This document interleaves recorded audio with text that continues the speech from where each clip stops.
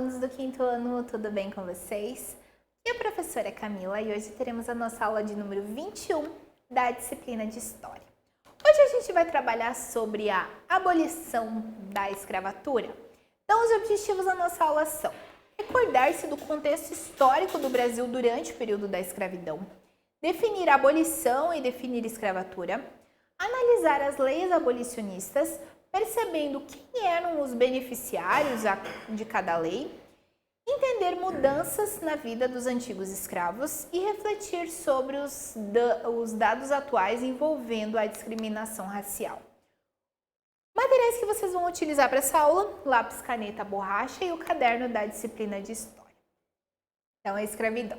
Nas aulas anteriores, a gente estudou aí sobre a escravidão, que foi esse crime coletivo, né? Esse crime praticado com várias pessoas, milhões de pessoas, que perdurou no Brasil por mais de 300 anos. Só que hoje a gente percebe que a escravidão ela não existe mais. Tá? Inclusive, ela é realmente reconhecida como crime. Por que ela não existe mais? Porque chegou um momento da história que ela foi abolida, né? Ela acabou. Então, hoje a gente vai estudar exatamente isso. Então, quando a gente fala sobre abolição, abolir algo significa terminar, eliminar, acabar, tá? E a escravatura significa a escravidão em si, tá? Então, a abolição da escravatura é acabar com a escravidão. Então, por muitos anos, negros foram escravizados no Brasil, trabalhando muitas horas diariamente, comendo pouco e ainda sendo torturados, né, caso os portugueses percebessem que o trabalho dos escravos não estava muito bom ou se eles tentassem fugir. Logo, o que aconteceu? Foram criados quilombos, que são essas comunidades, né, que os escravos buscavam viver em liberdade. O quilombo mais famoso foi o Quilombo dos Palmares, né, liderado ali por Zumbi dos Palmares, e que acabou sendo, né, destruído. Então, mais de 150 anos depois da destruição desse quilombo, né, no ano de 1850, começa-se a diminuir a escravidão no Brasil. A gente vai perceber que nós temos 4 leis que acabaram com a escravidão. E cada uma dessas leis vai beneficiar um público, 3 na verdade vão beneficiar um público em específico, e nós vamos ter a última que vai acabar totalmente com a escravidão. A primeira lei foi a Lei Eusébio de Queiroz. Então, no dia 4 de setembro de 1850, é lançada a Lei Eusébio de Queiroz. O Eusébio, né, como vocês veem na imagem, ele era um político da época. O que ele fez? Ele proibiu a importação de escravos, né? Então, navios negreiros não podiam mais aportar no Brasil. Lembra como os escravos vinham para o Brasil? Através dos navios negreiros. Então, assim, quem era escravo no território brasileiro continuava sendo escravo e tudo continuava como era. Mas, a partir dessa lei, não se podia mais chegar no Brasil, tá? Então, assim, não é que diminuiu a escravidão, mas também não teve um aumento tão significativo, justamente porque não podia se chegar. O Queiroz, ele já tinha trabalhado ali como policial, então ele tinha muito conhecimento de áreas em que, às vezes, alguns portugueses poderiam tentar, né, importar alguns escravos. Então, ele já tinha esse conhecimento, então ele conseguiu ser bem severo nessa lei. Então, essa primeira lei, lá em 1850. Depois, muito tempo depois, em 1871, temos uma nova lei, que é a Lei do Ventre Livre. Assim, muitas crianças acabavam morrendo na época, crianças, né, filhas de escravas, de escravos, porque muitas ficavam desnutridas, a própria mãe nem tinha muito alimento, as crianças recebiam menos ainda, não tinham estrutura, não tinham educação, né, era totalmente violado os seus direitos, né, não tinha nem direito. Né? Então, a infância ela era muito curta, então quando a criança ficasse um pouquinho maior, ela já tinha que começar a fazer o trabalho escravo, né? Fazer trabalhos mais simples, mais fáceis, né? Separar grãos, varrer, mas assim já tinha que fazer.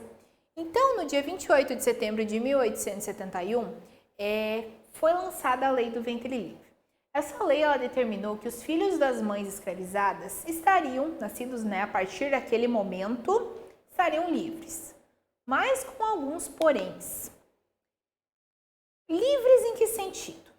Os filhos menores, eles deveriam ficar sobre a autoridade, né, dos senhores de suas mães, senhores, donos das fazendas, os quais eles tinham a obrigação de estar cuidando, né? Então, a mãe era escrava, o filho, né, deveria ser cuidado aí pelos senhores, né, deveria continuar nessas casas até completar 8 anos. Quando esse filho completasse 8 anos, o senhor, né, da mãe, ele tinha duas opções. Ou ele recebia do Estado uma indenização de 600 mil réis, né, réis era a moeda da época, ou ele poderia utilizar os serviços da criança até 21 anos de idade. Então, assim, a pessoa, né, o senhor, ele cuidava dessa criança, né, ela continuava na casa até esses 8 anos. Quando completasse 8 anos, ele podia escolher entre o governo dar um dinheiro, né, ele receber 600 mil réis e deixar essa criança livre, ou deixar de lado esse dinheiro, né, abdicar do dinheiro, mas acabar aí utilizando o serviço escravo dessa criança até que ela fizesse 21 anos de idade. Então, até 13 anos depois ainda utilizar. Muitos senhores optaram, né, eles viram que seria mais lucrativo manter essa criança até seus 21 anos para que ela realizasse o trabalho escravo. E nós temos a terceira lei, que foi a Lei dos Sexagenários, que ocorreu em 1885. Tá? Essa lei ela não beneficiou um público tão grande. Assim, a Lei dos Sexagenários ela foi lançada em 28 de setembro de 1885, em que ela dizia que escravos com mais de 60 anos estariam livres. 60 anos hoje, né, as pessoas não estão no fim da vida com 60 anos. A expectativa de vida, né, por exemplo, em Santa Catarina é quase 80 anos. Então, assim, essa lei beneficiou pouquíssimas pessoas, porque na época, 60 anos, a pessoa, o escravo, ele já estava, pouquíssimos chegavam a 60 anos, justamente por ter uma vida aí bastante conturbada, com muita violência, má alimentação, enfim. Então, muitos morriam antes dos 60 anos.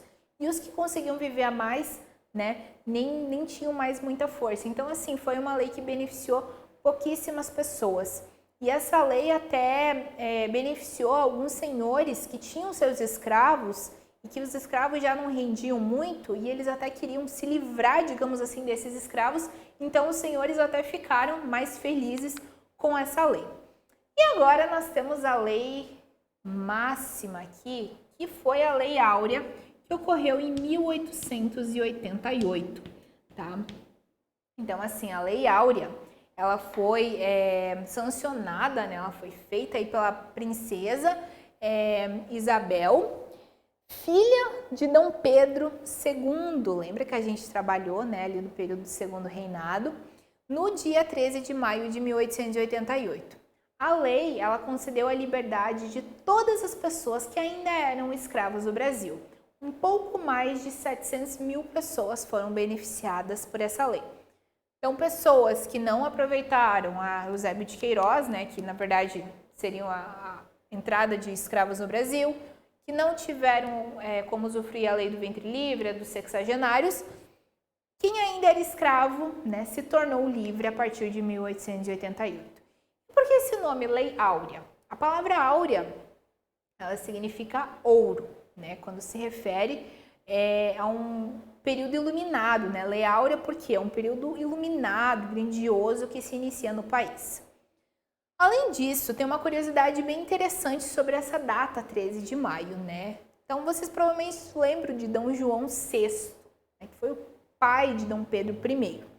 Ele era bisavô da princesa Isabel. Tá? A data da abolição da escravatura, 13 de maio, coincide com o aniversário dele, né? Claro, na época ele já tinha falecido há mais de 60 anos, mas ele fazia aniversário no dia 13 de maio, que é bem o dia também em comemoração, né, que foi feita a Lei Áurea.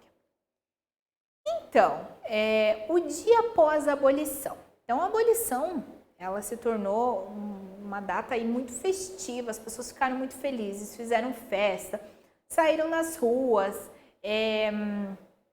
muitos militares foram aí mobilizados para que as pessoas, né, para cuidar desse cenário todo, justamente porque as pessoas estavam muito felizes, né? Cidades aqui que a gente destaca, que houve muitas comemorações em Salvador e Recife. Nas duas cidades foram realizadas muitas comemorações, passeatas, foguetório, desfiles de bandas, envolvimento de milhares de pessoas que festejaram isso por muitos dias. Tá? Então, essas festividades elas simbolizaram a vitória das pessoas em poder, né, acabar com a escravidão. Realmente, né, esse fim da escravidão foi algo extremamente positivo, mas nós temos uma problemática aqui. Quando esses escravos eles foram libertos, ficaram muito felizes, tiveram muitas comemorações, só que eles ficaram simplesmente assim à deriva. Eles não receberam nenhuma indenização. Indenização é quando alguém comete um crime com você e daí você ganha um valor, né, simbólico ali em dinheiro. Não tiveram assistência do governo para continuar seguindo suas vidas. Eles também não tinham terras, não tinham acesso à educação, não tinham empregos garantidos. E aí eles passaram a ter dificuldades na vida. Né? Então, assim, eles eram escravos, viviam em um local, tinham uma vida, né, com muita tortura, muita tristeza, mas depois que essa vida acabou, eles precisavam de emprego, precisavam de moradia e não receberam esse assistencialismo. Então, algo predominante também é a questão do preconceito e a discriminação com essas pessoas, era bem predominante. E hoje ainda a gente percebe essa questão, né, do preconceito com essa questão de raças também. Migrações dos antigos escravos. Então, com a libertação, os antigos escravos, eles mudam-se para distanciarem-se do local em que eles foram escravizados. Então, eles passam a se mudar para ficar longe realmente dessa realidade. Ou então eles iam para locais procurar alguns parentes e ficar, né, junto aí às suas famílias, ou então buscar locais que tinham salários melhores. Essas migrações, na maioria dos casos, era uma ação mais realizada pelos homens jovens por terem melhores possibilidades de se estabelecer numa terra, né? Mulheres não realizavam tanto isso, eram mais homens. As mulheres, se elas tinham filhos, e os idosos, eles não tinham tanta possibilidade de imigração, né? Muitas mulheres tinham filhos, então era mais difícil esse deslocamento. Sobre o salário. Existiam senhores de escravos que não aceitavam pagar salário para os antigos escravos. Alguns tentavam, não, agora foi feita a abolição da escravatura, eu posso continuar trabalhando por você, mas agora eu quero um salário. E muitos senhores não aceitavam pagá-lo, tá? Só que assim, esses escravos, eles realmente resistiram, né? Eles lutavam muito, então eles realmente, não, eu não vou voltar para essa vida escrava, e resistiram para não ser escravizados novamente. Depois da Lei Áurea, os libertos eles passaram a questionar as condições que lhes eram oferecidas e essa atitude passou a ser vista como insolência. Então, imagina só, passaram por esse crime, estão libertos e ainda muitos senhores não queriam dar salários e dar condições de vida melhores a essas pessoas e preferiam até ficar sem ninguém para trabalhar do que ter aí uma pessoa e dar o salário a ela. Se os libertos não encontrassem condições que lhe agradassem e se tivessem outras condições, a migração sempre era uma opção, né? Então ocorreu muito essa questão migratória, muito essa questão também do êxodo rural, né? Saíram do campo para tentar trabalho na cidade. Essa questão do emprego, né? Que tipo de emprego então que eles começaram a procurar? Alguns exemplos: marceneiro, charuteiro, né, que é produtor de charuto, servente de pedreiro, mulheres, na maioria dos casos, assumiam posições relacionadas ao trato doméstico, né, que é trabalhar dentro das casas. Pessoal, agora eu vou deixar aqui para vocês podem acessar nos slides, o reflexo do racismo no Brasil. E aqui vocês vão ver essa questão de pessoas que estão presas, questão de ocupação nas universidades, nas escolas, enfim, tem várias questões falando sobre, né, salários também, número de mortes, enfim, sobre a questão do reflexo do racismo no Brasil. Então faz uma comparação entre brancos e negros, como há diferenças em diversas questões no nosso país. Pessoal, então agora vocês terminaram essa aula, vocês vão realizar algumas atividades para intensificar o saber de vocês. Espero que o conteúdo tenha ficado claro. Até a próxima e bons estudos!